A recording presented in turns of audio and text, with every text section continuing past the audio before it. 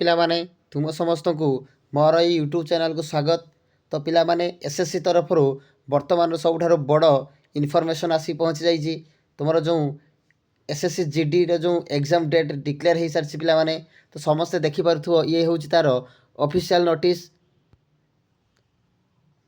ତୁମର name of the examination କଥା ଯଦି ଆମେ ଆଲୋଚନା କରିବା ତେବେ ପିଲାମାନେ ଏଠି ଲେଖା ହେଇଛି ଦେଖିପାରୁଥିବ ତୁମର କନେଷ୍ଟବଲ୍ ଜିଡ଼ିର ଏକ୍ଜାମ୍ ହେବାକୁ ଯାଉଛି, ଯେଉଁଥିରେ କି ଆମର central arm police force SSF and ତୁମର ଯେଉଁ Assam rifles and safe in narcotics control bureau examination ଯେଉଁ ହେବାର ଥିଲା ତା'ର ଏକ୍ଜାମ୍ ଡେଟ୍ ଆସିସାରିଛି। ଏବଂ ତୁମର ସିଡ୍ୟୁଲ୍ ଅଫ୍ ଏକ୍ଜାମିନେସନ୍ କଥା ଯଦି ଆମେ ଆଲୋଚନା କରିବା ତେବେ ପିଲାମାନେ ସମସ୍ତେ ଜାଣିପାରୁଥିବ ତୁମର ଦେଖ ସମସ୍ତେ ଲେଖା ହେଇଛି ଫେବୃଆରୀ 4ରୁ ଷ୍ଟାର୍ଟ ହେଇ ତୁମର 25 ପର୍ଯ୍ୟନ୍ତ ତା'ର ଏକ୍ଜାମ୍ ଚାଲିବ।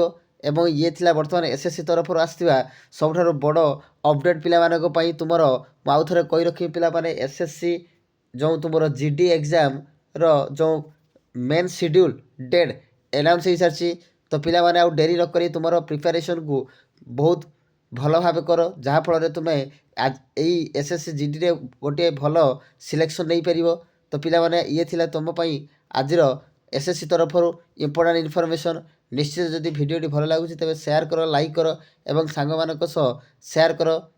ଠିକ୍ ଅଛି ପିଲାମାନେ, ଧନ୍ୟବାଦ।